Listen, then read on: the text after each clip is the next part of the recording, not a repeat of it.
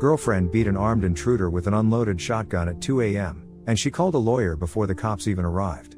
Months later, she disappeared into the woods. The other night I was sleeping over at my girlfriend's place. She lives in the middle of nowhere practically. No street lights, no sidewalks. Her house sits at the end of a long gravel driveway surrounded by dense trees. The nearest neighbor is a half-mile down the road, and you can't even see their porch light from her property. She keeps her house completely dark at night except for whatever room she's in. Says it attracts bats and keeps bugs away. I never questioned it before, just thought it was one of her quirky habits. It was around 2 a.m. when everything went to shit.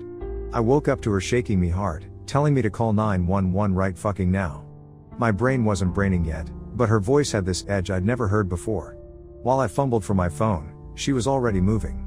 By the time I found it and dialed, she was out of the bedroom. I followed her voice, still trying to explain to the 911 operator what was happening when I didn't even know myself.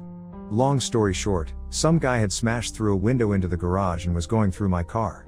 I didn't even know what was happening until I stumbled out after her and saw the broken glass everywhere. The guy had a knife, not a small one either. One of those hunting knives with a serrated edge. My girlfriend had grabbed her shotgun from wherever she keeps it. Later found out it wasn't even loaded, which might have been worse because instead of shooting the bastard she ended up using it like a goddamn baseball bat.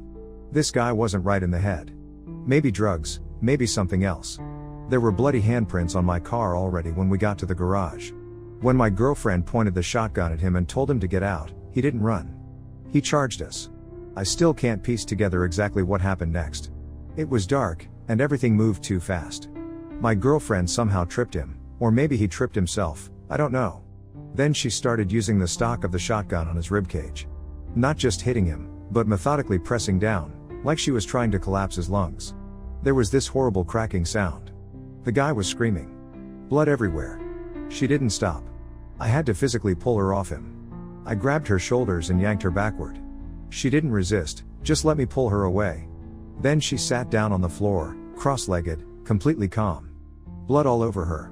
Her pajamas were soaked with it. Some of it was his, some was probably hers. I found out later she had cuts on her arms from the broken glass. She pulled out her phone and called a lawyer before the cops even showed up.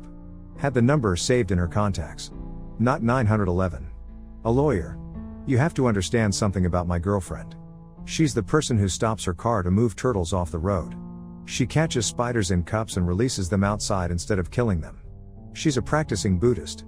Nonviolence is a huge part of her identity. Before this, I would have described her as the gentlest person I know. She cries during animal rescue commercials, for fuck's sake. When the cops finally arrived, they were worse than useless. They barely looked at the broken window. They kept asking me questions like I was the criminal. They actually tried to handcuff me until my girlfriend stepped in. Her voice was ice cold when she told them they were making a mistake. She mentioned her lawyers and they backed off. The guy was still on the floor moaning, and they tried to just throw him in the back of a police car. My girlfriend had to demand they call an ambulance. He needs medical attention, she told them. The cops acted like it was a massive inconvenience. The cops also gave us hell about confronting him. You're fucking idiots, they said. Never confront a burglar. Easy for them to say when they showed up almost 40 minutes later. What were we supposed to do? Hide in a corner while he took whatever he wanted? What if he decided to come into the house next? We were supposed to just wait and see? The guy's still in the hospital. No charges against my girlfriend, yet. The lawyer she called has been helpful, walking us through everything step by step. Says it was clear self-defense, especially with the broken window and the knife. Says we shouldn't worry about legal consequences, but cautions us against talking to anyone about what happened without consulting him first. Every time I close my eyes, I see my girlfriend covered in blood holding that shotgun. I can't stop my heart from racing. I haven't slept more than an hour at a stretch since it happened. I keep checking the locks on the doors and windows, even though we've already changed them all. Every small noise makes me jump. My girlfriend suggested I might be experiencing some kind of trauma response. She looked up therapists in the area for me and made an appointment. I'm staying at her place now. Haven't left her side. Made sure she's eating, taking the medications they gave her after she was exposed to the intruder's blood. She hasn't talked much about what happened, and I haven't pushed her. She's been spending more time meditating than usual. Sometimes I find her sitting in front of her small altar, eyes closed, completely still for hours. The garage window is boarded up now. We're waiting for a replacement. The car's been cleaned, but I still can't bring myself to drive it. My girlfriend offered to sell it and help me find another one if that would make me feel better. I might take her up on that. Someone at work suggested I see her differently now because she's violent or dangerous. That's bullshit. If anything, I see her as even more complex than I realized. She hasn't changed. I've gotten some shit from friends and family who think that as the man I should have been the one to handle the situation. That's stuck in my head more than I'd like to admit. Got an emergency therapy appointment next week to talk through some of this. My girlfriend says gender roles are constructs designed to make people feel inadequate, and that anyone who thinks I should have protected her instead of the other way around is missing the point entirely. For those wondering about details I left out, I saw her stomp on the guy's crotch hard enough that I heard something rupture. She knew exactly what she was doing. The only thing I still can't wrap my head around is how calm she was afterward. While I was shaking and stumbling over my words with the cops, she was clear and focused. She knew exactly what to say and what not to say. It was like watching someone flip a switch from Buddha to warrior and back again. I don't think either of us will be the same after this. The locks are changed. New security system gets installed tomorrow. Update, 8 months later. 8 months ago, I posted about my girlfriend, who I'll call Diana to make this easier to write, beating the shit out of a home intruder with an unloaded shotgun. A lot has happened since then, so I figured I'd give an update for those who are interested. First, about the intruder. He was a man in his 60s from a nearby town with a long history of drug problems, jail time, and mental health issues. We found out that about 2 months after my original post, he died in the hospital. His sister reached out to us, insisting she didn't blame Diana for what happened. She told us the doctors said he probably didn't have much longer anyway due to his overall health. Diana's face during that conversation made it clear she wasn't convinced that was the whole truth, but the sister seemed genuine. The meeting with his sister was Diana's idea. I was against it initially, worried the family might be looking to gather information for a lawsuit. The lawyer advised against it too. But Diana insisted. I need to face the consequences of my actions, she said. So we met at a neutral location. The sister brought photos of the guy from better times. He'd been a carpenter once, before the drugs took over. Had kids who wouldn't speak to him anymore. A life that had gradually unraveled. Diana listened to every word, asked thoughtful questions, and apologized for her role in his death, even though it was self-defense. I watched the sister's face shift from guarded to understanding over the course of 2 hours. By the end, they hugged. I couldn't have done what Diana did that day, facing the family of someone whose death she caused. The aftermath hit Diana harder than I initially realized. About 3 months after the incident, she planned a solo trip to a national park during a week she knew I couldn't get time off work. She packed up and left, promising to check in regularly. The check-ins became less frequent, then stopped entirely after a few days. When I finally got through to her on the phone, something wasn't right. She was talking about needing to stay in the woods, about learning something essential that she couldn't leave behind. When I asked how long this learning might take, she said, "Some people take a lifetime." Then she started talking about being too attached to me, to her house, to her pets. About how materialistic her life had become, how she needed to strip everything away and start over. Her words made a certain kind of sense, but her tone was off, drifting and disconnected. I remembered her mentioning once that she takes medication for seizures that can cause symptoms similar to psychosis if she misses doses. I asked if she had her medication with her. The long pause told me everything I needed to know. When she finally answered, she said, "I don't need them anymore. I'm seeing clearly for the first time in years." I called her doctor, who confirmed that abruptly stopping her medication could cause serious problems. But I had no idea where exactly in this massive national park she was staying. She'd mentioned a specific trail when she first arrived, but that had been days ago. In desperation, I drove to her Buddhist temple. I'd only been there a couple times before, but I knew it was important to her. I explained the situation to the first person I found there. Within an hour, I was sitting with one of the monks. He listened carefully, asked thoughtful questions, and then did something I never expected. He offered to drive the 6 hours to the park with me to find her. We left immediately. On the drive, the monk explained that Diana had been coming to the temple for years, even before we met. He told me about her dedication to the practice, how she'd struggled with the non-violence precept due to her past.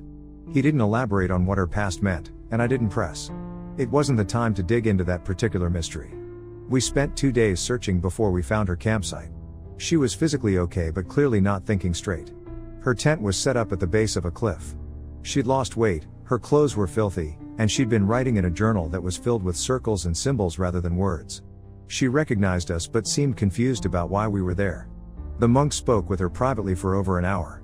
I don't know what was said, but afterward, She agreed to take the emergency medication I'd brought and come home with us. The drive back was quiet. The monk sat in the back seat, chanting softly. Diana slept most of the way, her head against the window. When we got back to her place, the monk helped me get her inside, made sure she took another dose of her medication, and then left with a promise to check on her the next day. It took about a week for Diana to fully come back to herself. When she did, we had a long talk about everything. She admitted that she'd been struggling with what happened during the break-in more than she'd let on. Causing someone's death, even indirectly and in self-defense, had hit her hard, especially as someone who followed the first Buddhist precept of not harming any living being. She told me that going off into the woods without her medication had been a form of self-punishment. She wanted to suffer like she believed she'd made the intruder suffer. The logic wasn't sound, but trauma doesn't follow logical patterns. She also revealed something I hadn't known before: she'd been trained in martial arts as a teenager. Her parents had insisted after something happened that she still wasn't ready to talk about. That explained the precision of her movements during the confrontation, the muscle memory that had kicked in despite years of non-violent practice. We immediately stepped up our approach to dealing with all this. We were already doing couples counseling every few months. Both of us are children of divorce and wanted to be proactive, but we increased that to weekly sessions. Diana also started seeing an individual therapist who specializes in trauma and understands Buddhist principles, which was important to her. We also completely overhauled the security at her place. I convinced her to adopt another dog, a big one this time. The puppy's already 75 pounds and still growing. Some kind of shepherd mix with paws the size of my fist. Diana named him Bodhi, after the Bodhi tree. A lot of people who commented on my original post suggested we should get married. That's not going to happen, at least not legally. Neither of us has ever been interested in marriage as a legal institution. But we did buy each other rings as a symbol of commitment. Having that physical reminder on my finger helps, especially on days when work keeps us apart. We're planning a small commitment ceremony for next fall, nothing legally binding, just a celebration with the people who matter most to us. The nightmares have mostly stopped. I still have them occasionally, images of blood and broken glass, the sound of bones cracking. Diana still has moments where she gets very quiet, staring off into nothing. I still flinch at unexpected noises. But we're working through it together. The couples counselor says we're handling things better than most couples would in similar circumstances. One thing that's changed is how open Diana is about her seizure condition. Before, she barely mentioned it to anyone. Now she makes sure at least 3 people always know where her medication is and what to do if she forgets to take it. We've had some conversations about her past that I doubt would have happened without this incident. She's told me bits and pieces about growing up in a household where her father had a temper, where she learned early that being small and female didn't mean you had to be helpless. How her Buddhist practice had been partly an attempt to counterbalance the anger she'd inherited from him. "I'm more like him than I want to be," she said one night. "That's what scares me about what happened." I showed Diana my original post and all the comments. She laughed at some parts, nodded seriously at others. When she got to the comments calling her a badass, she rolled her eyes but couldn't hide a small smile. She gave me permission to post this update as long as I kept us anonymous and wasn't an asshole online. For those who asked about legal stuff, we've both updated our wills and made each other medical power of attorney. The lawyer Diana called that night has become a friend of sorts, checking in periodically to make sure everything's still okay legally. He's helped us navigate the insurance claims for the property damage and medical costs, and connected us with resources we wouldn't have known about otherwise. I guess what I'm trying to say is that we're okay. Different, but okay. And for now, that's enough. Additional information and clarifications about Diana's condition. I should clarify about Diana's episode in the woods. It wasn't a mental breakdown. She has temporal lobe epilepsy that she's managed with medication since her teens. When she forgets or intentionally skips her medication, the seizures can manifest as what looks like psychosis or magical thinking. The neurologist explained that temporal lobe seizures specifically can cause religious experiences, feelings of profound insight, or the sense that the universe is sending personal messages. Diana has described it as feeling like she's receiving transmissions from beyond when an episode hits. Her thinking becomes circular, she sees patterns and connections everywhere, and ordinary objects seem imbued with special significance. This is why she became convinced she needed to stay in the forest. During the seizure state, she genuinely believed the trees were communicating essential wisdom to her. She's fully acknowledged that going off without her medication was essentially a form of self-harm. Getting her to agree to individual therapy was a huge step. She's always resisted it before, arguing that her Buddhist practice provided all the mental health support she needed. Both of us struggle with asking for help. About Diana's Buddhist perspective, Diana explained to me why she couldn't allow herself to feel relief or satisfaction about the intruder's death, even though part of me did. In her belief system, everyone needs a chance to learn to be better. Killing someone, even in self-defense, strips them of that chance in this lifetime and forces them to start over. Since memories don't follow you between lives, according to what she believes, wherever that guy is now, he's still suffering the consequences of his choices, which leads to more bad choices, and the cycle continues. The first precept in Buddhism is not to kill any living being. Diana had managed to follow this strictly for over a decade, not even killing insects in her home. Breaking this precept, even in self-defense, shook the foundation of her practice. Her teacher at the temple has been working with her on understanding the nuance of the precepts, that they're training principles, not absolute commandments, and that intention matters. Additional details about the original incident. Some people have suggested I felt emasculated by the situation. There's probably some truth to that. I don't necessarily think I should have been the one to handle it because I'm the man, but I've heard that from friends and family enough times now that it's gotten under my skin.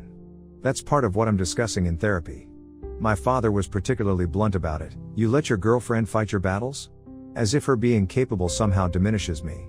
That mindset is still common where I grew up. The police response was abysmal. They took 37 minutes to arrive. When they finally showed up, they spent more time lecturing us about confronting the intruder than actually investigating. One officer straight up told us we should have hidden in a bedroom and waited. Diana later mentioned she's had issues with this police department before. It's a tiny town with minimal crime, so the cops seemed annoyed they had to do actual police work on the 4th of July. The truth is, they barely documented anything. Took a few photos, asked some basic questions, and then tried to leave without even checking if the intruder needed medical attention. The report they filed was so sparse that our insurance company had trouble processing our claim.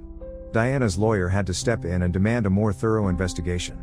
Even then, it was clear they just wanted the whole thing to go away. About the shotgun, Diana only told me afterward that it wasn't loaded. She keeps it unloaded for safety but accessible enough to grab quickly. She knows how to use it, her father taught her when she was younger, but says she's never fired it at anything living. I expected her to shoot the guy, not use it as a blunt weapon. Still effective, just not in the way I anticipated. Legal and practical matters, we've already taken care of our wills and are working on getting medical power of attorney established for each other. The legal matters related to the break-in are finally settled, no charges, no civil suits from the intruder's family. The case is officially closed. The district attorney reviewed everything and determined it was clearly self-defense. Diana's lawyer says this is the best possible outcome, though he warned us that the intruder's family could still file a civil suit within a certain time frame. So far, they haven't. The big dog was my idea. Diana was hesitant at first since she already had one small dog, but they've bonded quickly.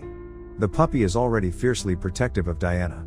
He sleeps at the foot of the bed, positioned between us and the door.